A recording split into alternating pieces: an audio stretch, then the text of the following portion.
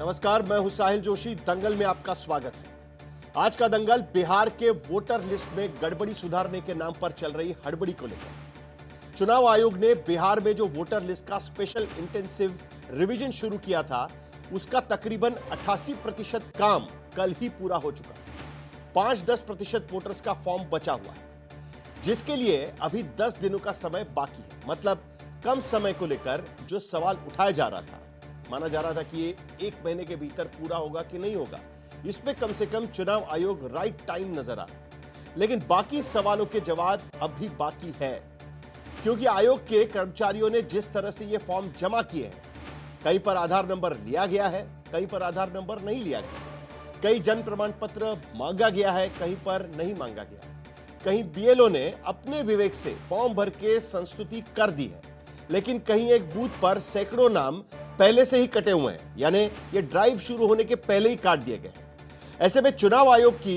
ये एसआईआर प्रक्रिया फिर सवालों के घेरे में आ रही है। सवाल प्रक्रिया को लेकर भी है और सियासी भी है, और शायद इन्हीं उलझनों को लेकर अब केंद्र में एनडीए सरकार की सबसे महत्वपूर्ण साझीदार टीडीपी यानी तेलुगु देशम पार्टी भी चुनाव आयोग तक अपनी मांगों की फहरिस्त पहुंचा चुकी है। चंद्रबाबू नायडू की पार्टी ने सीधे तौर पर कहा है कि एक तो चुनाव के ऐन पहले ऐसा वोटर लिस्ट सुधार बिल्कुल न किया जाए, और दूसरा, जिनके पास वोटर कार्ड पहले से ही है, जो पहले से ही वोटर करके रजिस्टर्ड है, उनसे दस्तावेज न मांगा जाए। और चुनाव आयोग एसआईआर जैसी प्रक्रिया के बहाने नागरिकता तय करने जैसे फैसलों को हरगिज नहीं करना चाहिए। सीधे शब्दों में कहा जाए तो चंद्रबाबू नायडू की पार्टी ने भी बिहार में चल रही एसआईआर से इत्तेफाक नहीं जताया। ऐसे में तमाम सवाल वोटर लिस्ट की गड़बड़ी को लेकर जो उठाए जा रहे हैं, राजनीतिक दल जो आशंकाएं जता रही है, उन्हीं मुद्दों पर आज के दंगल में हम चर्चा करेंगे। लेकिन पहले आपको दिखाते हैं कि बिहार के अलग अलग जिलों में हमारी संवाददाता ने एसआईआर के दौरान बूथ बूथ और गांव गांव जाकर जो ग्राउंड रिपोर्ट तैयार की है, उसमें क्या पाया है, क्योंकि यह बड़ा दिलचस्प है। पहले आपको वो दिखाते हैं और फिर शुरू करेंगे दंगल।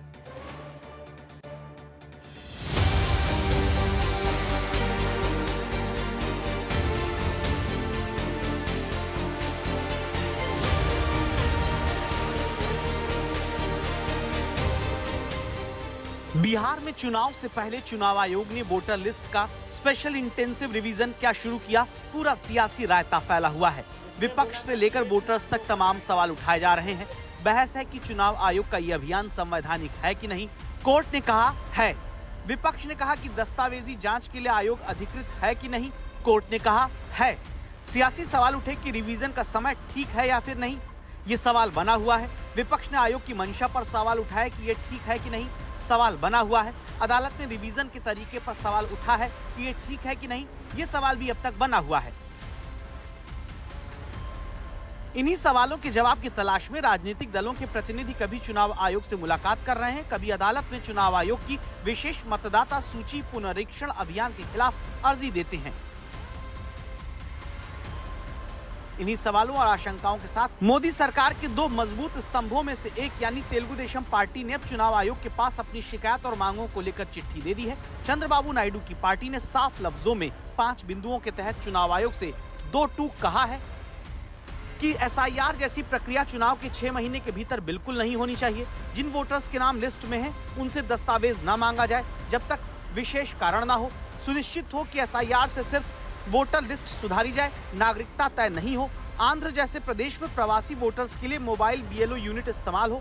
वोटर लिस्ट से नाम हटाने की तर्क संगत प्रक्रिया हो। सूचना प्रतिक्रिया का मौका मिले और नाम हटाने के लिए दस्तावेज देने का दायित्व दावा करने वाले का हो।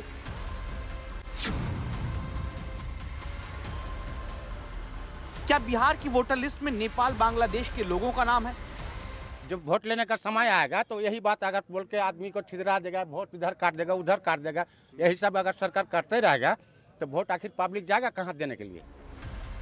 क्या धर्म देखकर बिहार में वोटर लिस्ट रिवीजन पूरा होने से पहले नाम काटा जा रहा है? जो धर्म को हमको खराब बोलेगा वो ऊपर वाले से मार खाएगा, हमसे नहीं, हम तो नहीं सकेंगे। क्या किसी से दस्तावेज लिया जा रहा है, किसी से बिना दस्तावेज के सब कुछ हो जा रहा है?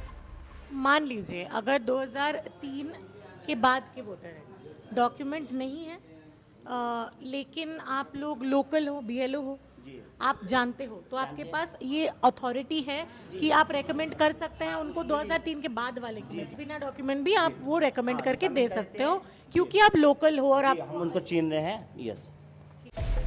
क्या बिहार में बीएलओ इस वक्त वोटर को जोड़ने घटाने की भी ताकत रख रहे हैं? बिना डॉक्यूमेंट भी आप वो रेकमेंड करके दे सकते हो, क्योंकि आप लोकल हो और आप हम उनको चीन रहे हैं। यस। क्या बिहार के मतदाताओं में दस्तावेज न दिखाने पर नाम कटने का डर हावी है? डर तो है, ये थोड़ा बहुत तो है कि कहीं दे रहे हैं, डॉक्यूमेंट्स नहीं लगा रहे हैं, कहीं नाम न कट जाए, इस टाइप से है। क्या 2024 में वोट डालने वालों का भी 2025 विधानसभा चुनाव से पहले नाम कट जा रहा है? वो कह रहे वो 2024 में चुनाव में वोट दिया है, फिर भी उनका नाम नहीं है। तो इस बारे में तो हम लोग नहीं बता पाएंगे ना। लेकिन ऐसा केसेस है, क्योंकि हमें भी आपको भी केसेस, complaint हाँ ऐसा केसेस है, और जिसका नाम है लेकिन डिलीट हो गया है उसका वोट। ये तमाम बयान, शक और शिकायतें बिहार के अलग अलग जिलों में मतदाताओं की हैं। सीमांचल के पूर्णिया में वोटर्स के नाम काटने का आरोप है, तो मुजफ्फरपुर में बिना डॉक्यूमेंट फॉर्म जमा होने का दावा। हाजीपुर में कहीं आधार जरूरी है, कहीं नहीं। बिहार के 3 जिलों में रैंडम तौर पर की गई तफ्तीशी रपट में से सीमांचल के पूर्णिया की रिपोर्ट बताती है कि चुनाव आयोग के फिलहाल चल रहे अभियान से पहले ही एक वार्ड में सैकड़ों की तादाद में वोटर्स के नाम कट चुके हैं। संख्या में मेरे वार्ड में तकरीबन 400 वोटर्स जो है, सिर्फ मेरे वार्ड में, वार्ड संख्या 32 में 400 वोटर ऐसा है कि उनको फॉर्म नहीं मिला। किस कारण से नहीं मिला? क्योंकि इपिक नंबर गलत बता रहा है। इपिक नंबर क्या है? 1994 में जो इपिक नंबर बना है वो BR 24/39, उसमें क्या है कि 60% इपिक नंबर से द्वारा फॉर्म नहीं मिल रहा है। उसके बाद बना 2002, 2003, 2004 के दरमियान जो बना उसका डिजिट नंबर है DNZ। DNZ में क्या है कि 30% फॉर्म BLO के पास नहीं है, ठीक है, जो BLO सक्षम नहीं है देने के लिए, और ना ही कोई रास्ता बता रहे हैं कि इसका ऑप्शन क्या है। उसके बाद AZR जो बना है, AZR में भी 10%, वो बना कब है? 2013, 14, 15 के दरमियान में बना है। तो AZR में भी 10% वोटर लिस्ट में नाम नहीं है, और BLO के पास कोई फॉर्म नहीं है, जो उपलब्ध नहीं है, ना करा सकता है BLO। यहाँ BLO का दावा है कि ये नाम लाखों में कटे हैं और 2024 के चुनाव के बाद काटे गए हैं, लेकिन उदाहरण सीमांचल के अलावा दूसरे जिलों में कम देखने को मिल रहा है, क्योंकि मुजफ्फरपुर के एक बूथ पर चुनाव आयोग का कर्मचारी बिना किसी दस्तावेज के फॉर्म जमा कर ले रहा है और खुद ही वोटर के क्रेडेंशियल्स को सत्यापित कर दे रहा है। उधर हाजीपुर जिले के एक बूथ पर BLO के सहायक बताते हैं कि पहले 2003 के बाद के वोटर्स का आधार नंबर के साथ फॉर्म नहीं लेना था, लेकिन अब आधार के साथ भी फॉर्म दिया जा रहा है। इस तफ्तीश में जो बड़ी बातें सामने आई वो ये थी कि 2024 के आम चुनाव के बाद SIR प्रक्रिया शुरू होने से पहले ही बड़े पैमाने पर वोटर्स के नाम काटे जा चुके हैं। फॉर्म भरने और दस्तावेज लेने में BLO स्वविवेक से भी फैसले ले रहे हैं। फॉर्म के साथ दस्तावेज जमा करने या बाद में जमा करने के मुद्दे पर मतदाताओं के बीच भ्रम है। सीमांचल इलाके में BLO बड़े पैमाने पर गैर भारतीय लोगों के होने की आशंका जता रहे हैं। 24 में हम वोट दिए, हम बाहरी हो गए, हमारा वोटर लिस्ट में नाम था, हमारा बाप दादा यही जन्म लिया, और हमारे अधिकार को खत्म कर दी गई। मैं धन्यवाद देना चाहूंगा आज तक को, और मैं कहूंगा कि SIR हर कीमत पर रुकना चाहिए। मेरा सीधा सवाल है कि 24 के मताधिकार को आप कैंसिल कैसे कर दिए? BLO झूठ बोलता है, BLO को धमका रहे हैं सरकार, तुम ये काटो। BLO को और कोई नहीं धमका रहा है, पब्लिक नहीं धमका रही है। धमकाया जाएगा तो BLO के फोन पर टेप होगा कि नहीं? कौन धमका रहा है BLO को पूछिए, सबके मोबाइल पर टेप है, नंबर कहिए देने।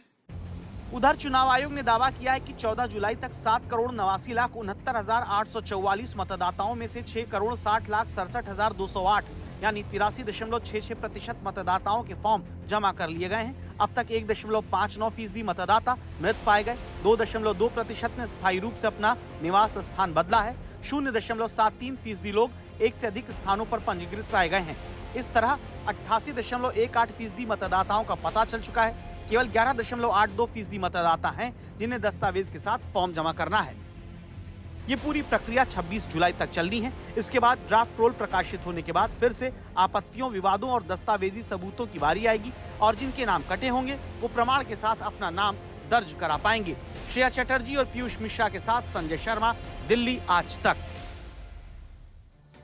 तो हमारे संवाददाताओं ने बूथ गांव जाकर ये जानने की कोशिश की कि जो प्रक्रिया चल रही है उसको लेकर दरअसल लोगों की शिकायतें क्या है। क्या सचमुच में जो आक्षेप विरोधी पार्टियों की तरफ से उठाए जा रहे हैं, क्या सचमुच में उसकी वजह से लोगों को ये फॉर्म भरने में दिक्कतें हो रही है। लेकिन दूसरी तरफ 10 दिन बाकी है और 88% फॉर्म्स अब तक आ चुके हैं। ये चुनाव आयोग का दावा है। अभी भी 1 करोड़ से ज्यादा फॉर्म आना बाकी है। तो क्या इस पूरी प्रक्रिया पर अभी भी जो सवाल उठाए जा रहे हैं उसको लेकर सियासी हल्के में क्या चर्चा चल रही है, उन सारे मुद्दों पर हम चर्चा करेंगे। हमारे साथ में तमाम मेहमान जुड़ चुके हैं। गुरु प्रकाश स्पोक्स पर्सन है भारतीय जनता पार्टी के, वो इस चर्चा में शामिल होंगे। डॉक्टर सूरज मंडल कांग्रेस पार्टी के प्रवक्ता इस चर्चा में शामिल होंगे। आज कांग्रेस का डेलीगेशन भी चुनाव आयोग को जाकर मिला था इस पूरे मामले को लेकर। राजीव रंजन जनता दल यूनाइटेड के प्रवक्ता भी इस चर्चा में शामिल हो रहे हैं और कंचन यादव आरजेडी की प्रवक्ता भी इस चर्चा में शामिल होंगी। मोहम्मद अमीन पूर्व ज्वाइंट डायरेक्टर है इलेक्शन कमीशन से, उनसे भी कुछ सवाल पूछेंगे क्योंकि आज पूरे देश भर के तमाम अखबारों में पहले पन्ने पर चुनाव आयोग के तरफ से एक एडवर्टाइजमेंट छापी गई है और जो वहां पर नहीं रहते उन लोगों को कहा गया कि आप भी ये सारे फॉर्म्स भर सकते हैं। और उसके साथ साथ खास मेहमान हमारे साथ जुड़ रहे हैं विजय सिन्हा, उप मुख्यमंत्री बिहार के, उनसे कुछ सवाल सबसे पहले हम पूछेंगे। लेकिन इससे पहले हमारे 3 सवाल सबसे पहले आपके सामने रखना चाहते हैं सिन्हा जी, और उसके बाद इस चर्चा की शुरुआत करेंगे। पहला सवाल, क्या बिहार में चुनाव आयोग की एसआईआर से एनडीए के घटक दल सहमत नहीं है? क्योंकि अब तेलुगु देशम पार्टी ने भी जो चिट्ठी लिखी है उसमें 5 सवाल उसमें उठाए हुए हैं। दूसरा सवाल, क्या बिहार में फॉर्म दस्तावेज जमा करने को लेकर वोटर्स में अभी भी भ्रम है? जिस एडवर्टाइजमेंट की मैं बात कर रहा था उसमें क्या लिखा गया वो भी मुझे आपको बताना है।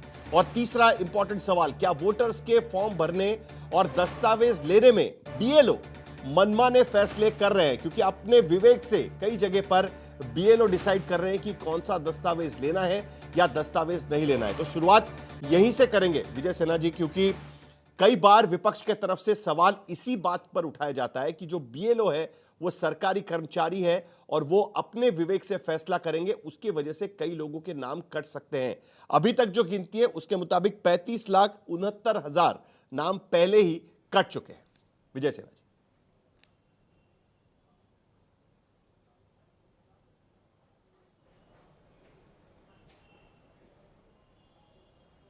विजय सिन्हा जी, मेरी आवाज आपको आ रही है?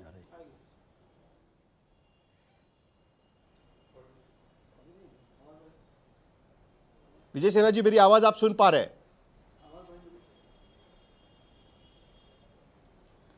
मेरे ख्याल से उन तक मेरी आवाज नहीं पहुंच पा रही है। जरा उनको दोबारा कनेक्ट किया जाए, क्योंकि हमारे सवाल अभी भी इसी बात को लेकर है। क्योंकि जो सवाल उठाए गए हैं टीडीपी की तरफ से, टीडीपी ने 5 सवाल दरअसल चुनाव आयोग के सामने रखे हुए हैं। उन्होंने कहा हुआ है कि एसआईआर जैसी प्रक्रिया चुनाव के 6 महीने के भीतर बिल्कुल नहीं होनी चाहिए, जो दरअसल बिहार में हो रहा है। क्योंकि बिहार में कुछ ही महीने का समय है और तुरंत इस तरीके की प्रक्रिया की जाएगी। जिन वोटर्स के नाम पहले से ही लिस्ट में है, यानी 2024 के लिस्ट में पहले से थे, जिन्होंने लोकसभा में वोटिंग किया हुआ था, उनसे दस्तावेज नहीं मांगा जाना चाहिए। तीसरा सवाल टीडीपी की तरफ से पूछा गया कि यह सुनिश्चित हो कि एसआईआर से सिर्फ वोटर लिस्ट सुधारी जाए, नागरिकता तय नहीं होनी चाहिए। और भी 2 सवाल है, उस पर भी हम पूछेंगे। लेकिन गुरु प्रकाश, आपसे सबसे पहले यह सवाल पूछना लाजमी है, क्योंकि अब चुनाव आयोग ने तमाम अखबारों में भी देश भर के ये एडवर्टाइजमेंट दी हुई है। और गुरु प्रकाश, उसमें यह पूछा गया है कि आप फोन के जरिए अपना फॉर्म भर सकते हैं, लेकिन उसमें जो दस्तावेज मांगे गए उसमें कहा गया कि अगर आप दस्तावेज नहीं देंगे तो जो ईआरओ है, निर्वाचन निबंधक पदाधिकारी, ये एडवर्टाइजमेंट मैं यहां पर पढ़ रहा हूं, उसके द्वारा स्थानीय जांच या अन्य दस्तावेज के आधार पर निर्णय लिया जा सकेगा। यानी ये पूरी तरीके से उनके विवेक पर निर्भर होगा। ये एडवर्टाइजमेंट में यहां पर लिखा हुआ है। जो एडवर्टाइजमेंट बिहार में छपी थी वो कुछ और थी। तो सवाल इसको लेकर भी उठ रहे हैं गुरु प्रकाश जी। नहीं, देखिए, निश्चित रूप से साहिल जी, और मैं आपका आभार व्यक्त करता हूं कि आपने एक चीज तो स्पष्ट कर दिया कि कल चुनाव आयोग ने ये प्रेस कॉन्फ्रेंस, प्रेस विज्ञप्ति जारी की थी और इस प्रेस विज्ञप्ति में स्पष्ट रूप से कहा गया है कि 88%, जो बार बार कहा जा रहा था ना, कहां से लोग आएंगे, कहां से एसआईआर होगा, बीएलओस कहां से आएंगे, तो 88% फॉर्म्स अपलोड हो गए हैं। ये बहुत बड़ी एक प्रकार से वैलिडेशन है, जो कि सुप्रीम कोर्ट ने भी कहा था। जहां तक संदेह और शंका का सवाल है, गौरव जी, सॉरी क्षमा चाहता हूं साहिल जी, मैं आपके प्रश्नों को सुन रहा था। सुप्रीम कोर्ट ने स्पष्ट रूप से जस्टिस धूलिया के ऑब्जर्वेशंस को देखने की जरूरत है। एसआईआर एक regular, routine, constitutionally mandated exercise है। सुप्रीम कोर्ट ने स्पष्ट कहा है। मैं जरा आपको रोकना चाहूंगा गुरु प्रकाश, आपके पास दोबारा आता हूं। विजय सिन्हा जी से हमारा जो संपर्क नहीं हो पा रहा था वो अभी हो चुका है, क्योंकि उनसे ये सवाल पूछना जरूरी है। जो हमने सवाल पूछा है विजय सिन्हा जी, बार बार ये सवाल उठ रहा है कि बीएलओ के विवेक पर कई सारी चीजें निर्भर होगी। अभी जो ग्राउंड रिपोर्ट हमारी संवाददाताओं ने किया, उससे ये पता चलता है कि कई जगह पर कुछ दस्तावेज मांगे जा रहे हैं, कुछ जगह पर नहीं मांगे जा रहे हैं। कोई लोग कुछ बीएलओस कहते हैं कि आप ऐसे ही फॉर्म भर दीजिएगा, दस्तावेज की फिलहाल जरूरत नहीं है। अलग अलग जगह पे अलग अलग मायने रखे गए हैं। तो इसके वजह से दरअसल दिक्कत होगी, और विपक्ष को लगता है कि ये बीएलओस दरअसल सरकारी कर्मचारी है और इसके वजह से दिक्कत होगी करके वो अपने विवेक से काम करेंगे।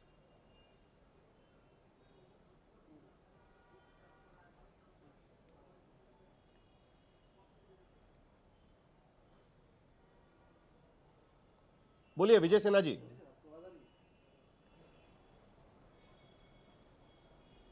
देखिए, बीएलओ ये पहली बार काम नहीं कर रहा है। हर चुनाव के पहले चुनाव आयोग के निर्देश पर ये अपने दायित्व का निर्वहन करता है और ये प्रशिक्षण भी प्राप्त करते हैं। सरकार के निर्देश का पालन नहीं करते, ये चुनाव आयोग के दिए हुए निर्देश का पालन करते हैं। इसलिए इसमें किसी को प्रश्न उठाने का, और ये सरकार के अंदर हर वर्ग के, हर धर्म के, हर क्षेत्र के लोग रहते हैं।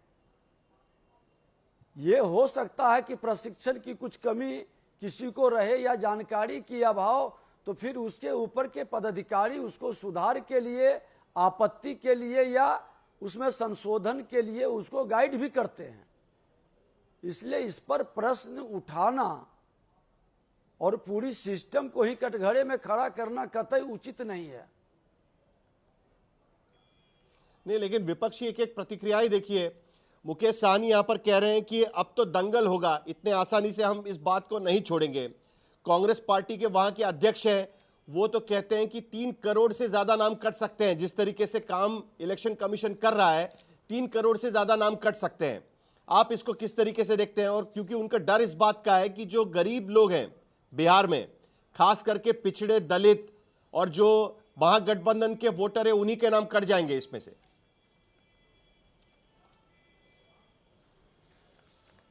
देखिए, ये दुखद दुर्भाग्यपूर्ण है इस तरह की सोच रखने वाले लोगों की। जिसको संविधान में विश्वास है, संवैधानिक संस्था का सम्मान करना चाहिए। संवैधानिक संस्था किसी पार्टी, किसी जाति, किसी व्यक्ति के विचार से नहीं चलता है। हम एक तरफ संविधान की किताब लेकर चलते हैं, दूसरे तरफ संवैधानिक संस्था का अपमान करते हैं। माननीय सुप्रीम कोर्ट ने भी कहा कि संवैधानिक संस्था के कार्य में हस्तक्षेप उचित नहीं।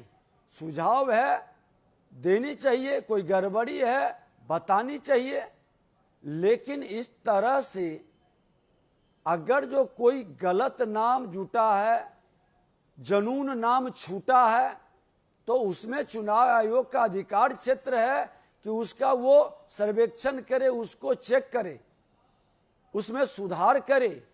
और बिहार तो पहले से ही कई नए क्रांति की भूमि रही है। अगर जो चुनाव आयोग के द्वारा यहाँ से लोकसभा में कई शिकायतों के बाद इसकी शुरुआत की गई, जो पूरे देश में होगा, तो ये तो कोई व्यक्तिगत जाति, क्षेत्र, धर्म को पहचान के किया नहीं जा रहा है। इसमें हर लोग आवेंगे और फिर आपत्ति, दावा आपत्ति का भी समय मिलने जा रहा है। नहीं, लेकिन विजय सिन्हा जी, अब ये सवाल सिर्फ विपक्ष नहीं उठा रहा है ना। अब तो टीडीपी का आज दल जाकर मिला था इलेक्शन कमीशन को, चुनाव आयोग को, और उन्होंने भी कहा है कि चुनाव और एसआईआर की प्रक्रिया में 6 महीने का कम से कम समय होना चाहिए, जो बिहार में नहीं है। उन्हें भी वही डर सता रहा है जो विपक्ष के लोगों को सता रहा है। दूसरा, टीडीपी ये भी कहने की कोशिश कर रही है कि जो लोग 2024 के वोटर लिस्ट पे थे उनसे दोबारा कागजात ना मांगे जाए, जबकि बिहार में 2003 के बाद जो वोटर लिस्ट में है उन सभी से कागजात मांगे जा रहे हैं। तो कहीं ना कहीं आपके सहयोगी दल भी अब इस पर सवाल उठा रहे हैं। उनका कहना है कि यह प्रक्रिया ठीक नहीं है, थोड़ी हड़बड़ी है इसमें।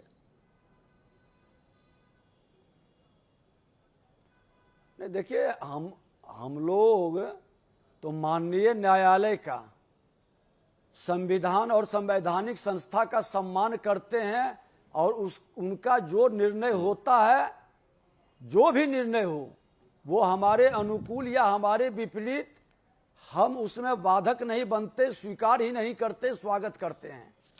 और संवैधानिक संस्था जो निर्णय करेंगे हम लोग हमेशा सम्मान करेंगे। ठीक है, अभी चुनाव आयोग के खिलाफ, इस पूरे मुहिम के खिलाफ में सुप्रीम कोर्ट में याचिका है, पहले से 28 को सुनवाई भी होने वाली है। लेकिन आखिर में आपसे एक सवाल यह भी जानना है, क्योंकि डर इस बात का भी कहीं ना कहीं सता रहा है कि अगर अभी इस वक्त 88% फॉर्म भरने के बाद 35,69,000 नाम कट रहे हैं, इसी तरीके से चलता रहा तो 60 से 70 लाख नाम कट सकते हैं बिहार के वोटर लिस्ट से।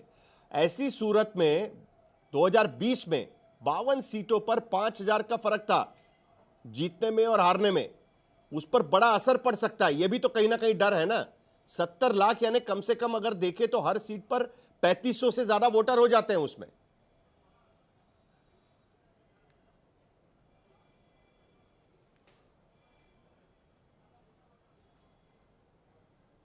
देखिए जोशी साहब, हम लोग पहले ही कहा बहुत स्पष्ट शब्दों में कि जो जनून वोटर है, चुनाव आयोग ने भी ये आश्वस्त किया है कि वो नहीं कटेगा। जो फर्जीवाड़ा करते हैं या गलत रूप से नाम जुड़वाते हैं, वैसे लोग को चुनाव आयोग संज्ञान लेती है।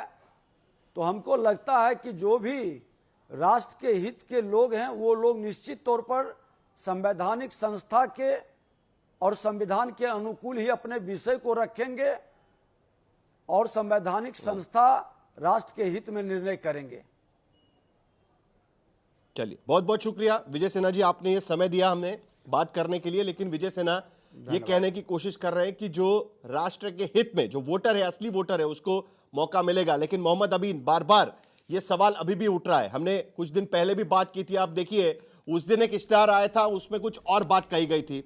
आज के इश्तिहार में अब चुनाव आयोग यहां पर यह कहने की कोशिश कर रहा है कि अगर दस्तावेज नहीं दिए तो उन्होंने लिखा है कि ERO जो निर्वाचक निबंधक पदाधिकारी है वो तय करेगा जांच के आधार पर, वहां पर लोकल जांच के आधार पर, यानी उसके विवेक पे तय होगा। और जो बिहार में रहते नहीं है, तमाम देश के अलग अलग अखबारों में ये एडवर्टाइजमेंट छापी गई है।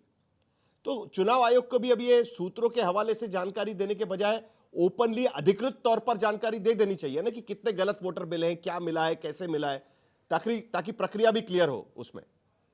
देखिए, आज वो जो आप बता रहे हैं वो मैंने भी देखा है, सभी पेपरों में सब टॉप प्रायोरिटी पे फर्स्ट पेज पे दिया गया है एडवर्टीजमेंट, जिससे कि उनको स्कैन करके भी डाल सकते हैं। आप ये समझिए ना इस बात को कि यहाँ पर जो भी चीजें हैं वो अभी डाली गई हैं। TDP ने भी कहा है कि जो 24 का वोटर है उसका दोबारा जांच ना किया जाए उसके बारे में।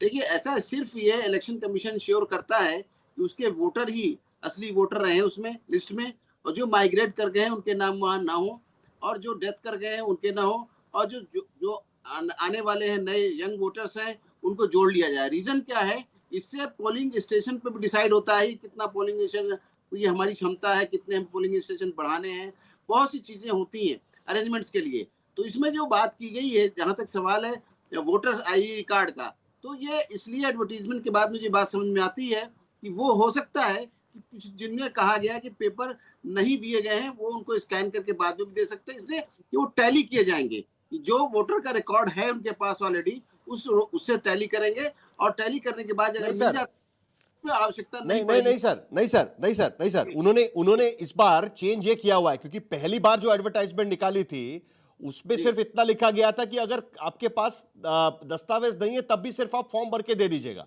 अब वो क्या कह रहे हैं कि अगर आवश्यक दस्तावेज उपलब्ध नहीं करा पाते हैं तो ERO द्वारा स्थानीय जांच या अन्य दस्तावेज के साक्ष्य के आधार पर निर्णय लिया जा सकता है। यानी वो स्थानीय जांच करेंगे, दस्तावेज नहीं है तब भी चलेगा, स्थानीय जांच के आधार पर ईआरओ फैसला ले लेगा।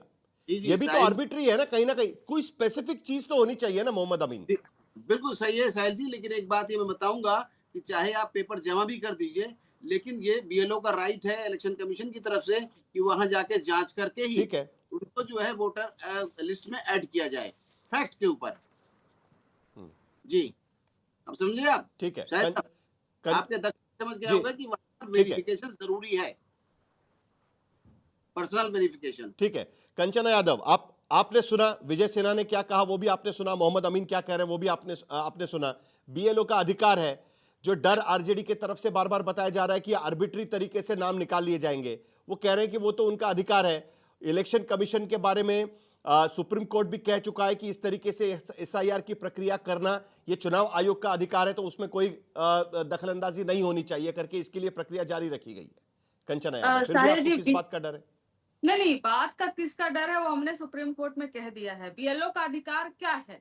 आज गया में एक बीएलओ मिला जो कि पैसे लेते हुए पकड़ा गया। वो पैसे लेकर लोगों का नाम इलेक्टोरल रोल में डाल रहा था, जिस पर एक्शन हो रहा है। तो क्या यह बीएलओ का अधिकार है? और दूसरा, इलेक्शन कमीशन यह कह रही है कि हमारे बीएलओ जो जा रहे हैं उनको बहुत सारे बांग्लादेशी घुसपैठिए मिल रहे हैं। मैं एक सवाल भारतीय जनता पार्टी से पूछना चाहती हूँ कि आपने सिटीजनशिप अमेंडमेंट एक्ट जो 2019 में लेकर आए थे, और आप ये बोले थे कि 2014 के पहले जितने भी हिंदू माइग्रेटेड बांग्लादेश, नेपाल इधर से आ रहे हैं आप उनको सिटीजनशिप देंगे, तो क्या इसमें उनका नाम है या नहीं है? अकॉर्डिंग टू योर अमेंडमेंट, आप ही के अमेंडमेंट के हिसाब से क्या उनका नाम है या नहीं है? जो बीएलओ आइडेंटिफाई कर रहे हैं कि ये बांग्लादेशी है, ये घुसपैठी है, ये कौन है, वो 2014 के पहले आए हुए हिंदू है या 2014 के बाद आए हुए हिंदू है, ये इलेक्शन कमीशन कैसे आइडेंटिफाई कर रहा है? ये मैं नहीं कर रही हूँ। इलेक्शन कमीशन अपने ही विज्ञापन में निकालता है कि हम घर घर जाएंगे बीएलओ और वहां पर लोगों का फॉर्म भरेंगे, 3 बार जाएंगे एक घर पर। लेकिन हकीकत यह है कि बिहार के किसी भी गांव में चले जाइए, दावे के साथ कह रही हूँ, किसी भी गांव में चले जाइए, बीएलओ एक जगह बैठ जाता है, गांव के लोगों को वहां पर बुलाता है और वहीं पर फॉर्म भरता है। आपको भी मालूम है गांव की कितनी महिलाएं बाहर निकल कर आती हैं, जिनके घर के पुरुष बाहर कमाने चले जाते हैं, उस घर की महिलाएं क्या बाहर निकल कर आ रही है, क्या अपना नाम डलवा रही है? ये कहते हैं कि हमने 35 लाख फर्जी वोटर जो मर चुके हैं या माइग्रेट कर चुके हैं परमानेंटली, या जो डुप्लीकेटेड थे उनका नाम काट दिया है। लेकिन क्या आप यह नहीं मेंशन कर पा रहे हैं कि आपने नए नाम कितने ऐड किए हैं? 2024 में जब आपने समरी रिवीजन किया था तो क्या आपको डुप्लीकेट नहीं मिला था? आप जो मर चुके थे उनका नाम क्या आपने नहीं हटाया था? तो जो मर चुके थे वो भी वोट दिए थे आपको 24 में, जो डुप्लीकेटेड जो नाम था वो भी वोट दिए थे आपको 24 में, जो माइग्रेट कर गए थे वो भी नाम आपको दिए थे 24 में, उनका नाम 24 में नहीं क्यों हटाया गया और समरी रिवीजन हो गया था? आप अभी स्पेशल एसआईआर कर रहे हो और कह रहे हो कि हमने इतना नाम काट दिया, इतना बांग्लादेशी घुसपैठिए मिल गए, इतना ये हो गया। सब कुछ हवाई में है। 88%, 83% जितना भी दावा कर रहा है इलेक्शन कमीशन, यह क्यों नहीं बताता उसमें से कितने लोगों ने डॉक्यूमेंट दिया है और कितने लोगों ने डॉक्यूमेंट नहीं दिया? इस बात का तो जवाब बनता है ना। नहीं है। देखिए, ये विपक्ष कह रहा है तब तक तो ठीक है, लेकिन एग्जैक्टली यही मुद्दा टीडीपी भी उठाने की कोशिश कर रही है। टीडीपी क्या कहने की कोशिश कर रही है कि जो पहले से रजिस्टर्ड है 2024 के लिस्ट पे, उनको दोबारा दस्तावेज क्यों मांगा जा रहा है? उनको दोबारा दस्तावेज नहीं मांगना चाहिए। टीडीपी का यह अधिकृत बयान है। दूसरा, आंध्र प्रदेश में भी उन्होंने कहा है कि प्रवासी वोटर्स बड़ी संख्या में है और वहां पर मोबाइल बीएलओ यूनिट होना चाहिए। और यह सवाल बिहार के सत्ताधारी नेताओं से भी होगा कि आपकी भी यह मांग होगी क्या फिर चुनाव आयोग को कि आप भी एक मोबाइल बीएलओ यूनिट बनाएं और वहां पर जाकर फॉर्म भरवाएं, बजाय इसके कि आप इस तरीके से एडवर्टाइजमेंट छापे किसी अखबार में, जो कितने लोग पढ़ेंगे और कितने लोग उसके बाद मोबाइल के जरिए अपना फॉर्म भरेंगे उसका कोई अता पता नहीं है। गुरु प्रकाश। नहीं साहिल जी, मैं बहुत ध्यानपूर्वक आपके ऑब्जर्वेशंस को सुन रहा था और मैं दिखाने का कोशिश पिछली बार भी कर रहा था। आपने ये देखा होगा, ये कल का प्रेस विज्ञप्ति है चुनाव आयोग के द्वारा, जहां उन्होंने स्पष्ट किया है और आपने भी अपने प्रारंभिक उद्बोधन में स्पष्ट किया कि लगभग 90% जो ये कहा जा रहा था कौन आएगा, कैसे होगा, एनरोलमेंट कैसे होगा, फॉर्म अपलोड कैसे होगा, 88% से अधिक लोगों के फॉर्म अपलोड हो गए हैं। इसमें कोई आपत्ति नहीं है, इसमें कोई संदेह नहीं है, नंबर 1।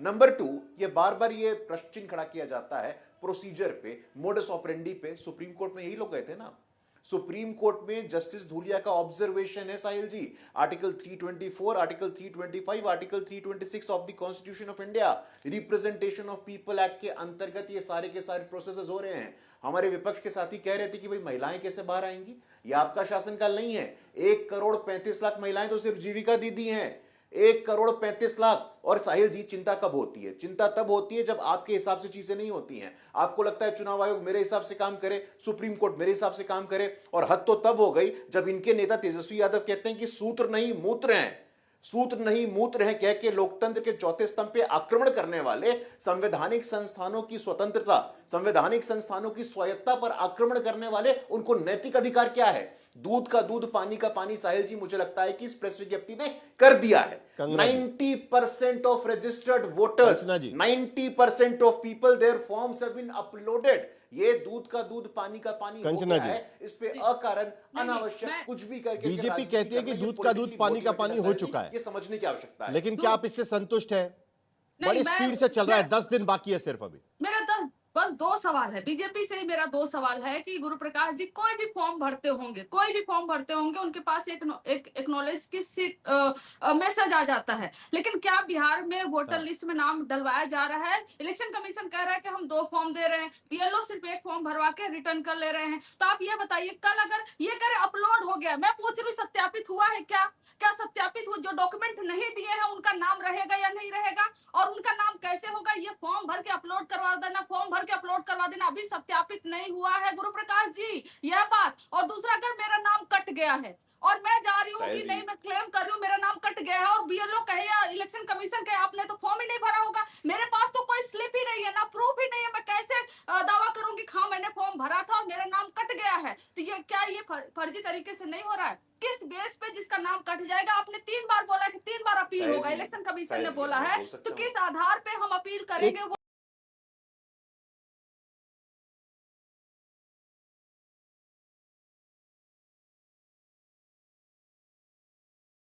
आएगी उसमें किसी वजह से वो फॉर्म नहीं भर पाया, इस तरीके की एडवर्टाइजमेंट देखकर कौन फॉर्म भरेगा? सपोज नहीं भर पाया तो क्या उसके पास ये दोबारा मौका होगा अगले 2 महीने में कि वो जाके फॉर्म भराए और अपना नाम रजिस्टर कराए? क्योंकि अभी जनवरी 2025 में एक रिवीजन हो चुका है, ये मौका उसको मिल पाएगा एक बार फिर? बिल्कुल मिलना चाहिए, क्योंकि उसमें क्या है, अभी ये जो मैडम कह रही, पहले उनका जवाब दे दूं मैं, कि हर फॉर्म के अंदर नीचे उसका रिसीट होता है सेम नंबर का, जिस नंबर का फॉर्म होता है उसके नीचे रिसीट होती है, उसको काउंटर फाइल बोलते हैं, उसको दे दिया जाता है। जब भी बीएलओ भरेगा या कोई भरेगा उसको दे देगा, रिसीव करेगा, वो भर के दे देगा।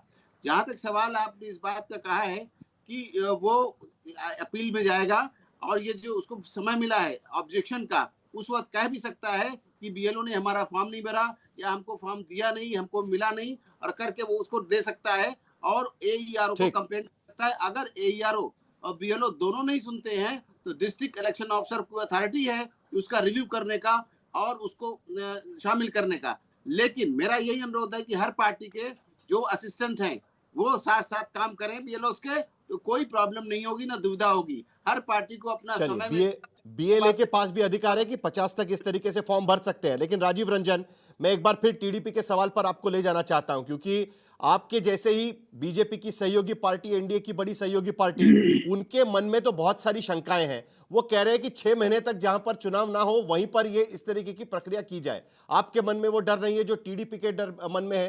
टीडीपी कहती है कि अगर हमारे यहां कराएंगे तो 6 महीने के पहले आप करा लीजिए चुनाव के, अचानक इस तरीके से नहीं होगा कि 2 महीने के भीतर आप खत्म करें उसको। राजीव रंजन, देखिए, एसआईआर को लेकर उन्होंने कहीं भी कोई आपत्ति दर्ज नहीं कराई है। हमारे पास वो टीडीपी का पत्र है और उसमें जिन बिंदुओं की उन्होंने चर्चा की। देखिए, डेमोक्रेसी में ये मल्टी पार्टी जो डेमोक्रेसी है, इसके जो भी स्टेक होल्डर्स, उनको लोकतंत्र को मजबूत करने के लिए अपने सुझाव देने का अधिकार है। वो सुझाव देंगे, ईसीआई को उसमें देखना है और कैसे बेहतर किया जा सकता है। और उनके ज्यादातर सुझाव जो उन्होंने पूरी पृष्ठभूमि आंध्र सेंट्रिक रखी है, आंध्र पर आधारित जो वहां का वोटर टर्नआउट, जो देश के बाकी राज्यों से बेहतर टर्नआउट है वहां का, और तमाम तरह की जो समस्याएं माइग्रेशन से लेकर के तमाम चीजों को लेकर के उन्होंने कहा है।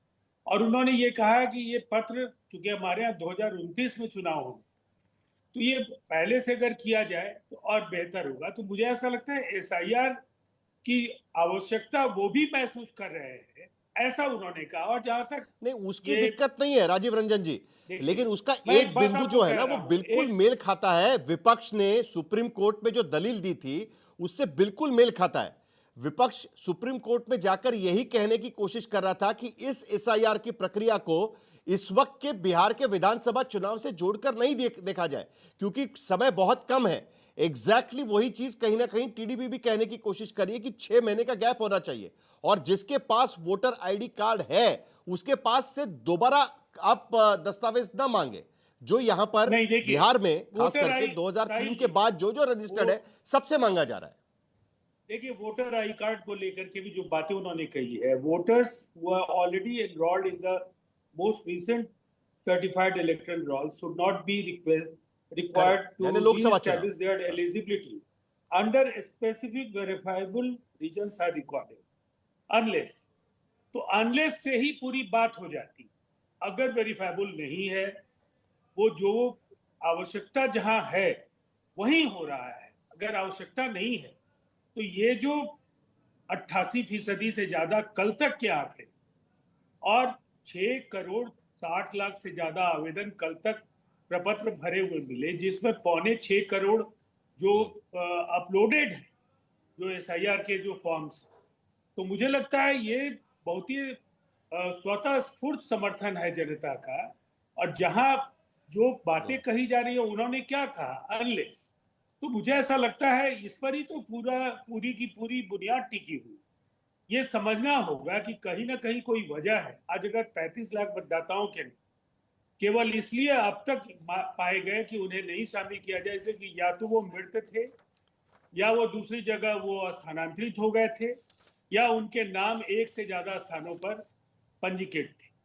तो इसमें क्या बुराई है? और ये कहना कि पिछली बार उन्होंने वोट किया हो, जिनके नाम मतदाता सूची में हैं, उन्होंने वोट किया होगा, ये साबित नहीं होता है। इसलिए कि 60%, 65%, 55% तक मतदाता जो वोटर टर्नआउट, लेकिन उसके बावजूद टीडीपी ये कह रहा है कि जो अभी जो चुनाव हुए हैं उसमें जिनके नाम हैं उनसे दस्तावेज ना मांगा जाए, ये भी तो वहां कहने की कोशिश कर रहे हैं। और यही बात लेकर डॉक्टर सूरज मंडल वो क्या कह रहे हैं, जो 35,69,000 नाम कटे हैं आज की स्थिति में, उसमें 13 लाख मृत व्यक्ति हैं, 17.37 लाख जो है वो स्थलांतरित हो चुके हैं वहां से पूरी तरीके से, और 5.76 लाख जो है वो 2 जगह पे जिनका नाम था उनका नाम वहां से हटा दिया गया है। तो अब तक तो कोई ऐसा आंकड़ा सामने नहीं आया हुआ है आपके डर के मुताबिक, चुनाव आयोग ने जो आंकड़े दिए उसके मुताबिक, कि गलत तरीके से उनको निकाल दिया। इसके बावजूद आपको लगता है कि 3-3 करोड़ तक जो आपके पार्टी के प्रदेश अध्यक्ष है वो कह रहे हैं कि 3 करोड़ नाम कट सकते हैं? अभी तो से 88% हो गया जो एसआईआर की प्रक्रिया पूरी होगी है, लेकिन सिर्फ 36 लाख तक ही कम से कम नाम कटे हुए हैं। सूरज मंडल, नहीं, देखिए, जो अभी दावा किया जा रहा है 88% फॉर्म भरा गया, क्या उसकी जानकारी उपलब्ध है? ये दावा देखिए चुनाव आयोग के तरफ से जो कुछ दल हैं वो प्रवक्ता बने हुए हैं, और चुनाव आयोग लगातार ऐसी कोशिशें कर रहा है जिससे उनके संवैधानिक दायित्व को वो पूरा कर रहे हैं कि नहीं कर रहे हैं, इस पर भारी संदेह है। देखिए, सबसे बड़ी बात यह है कि कुछ लोग, कुछ जो स्वतंत्र पत्रकार हैं, अगर वो जानकारी उपलब्ध कराते हैं तो उन पर एफआईआर हो रहा है। अभी अजीत अंजुम पर एफआईआर हुआ, चूंकि उन्होंने एक बूथ एक जगह जाकर और ये उजागर कर दिया कि सारा के सारा जो प्रक्रिया है वो फर्जीनामा है। ये 2025 के जनवरी में जब ये आ गया था वोटर लिस्ट, और कोई जानकारी नहीं थी कि इस तरह का एक्सरसाइज किया जाएगा।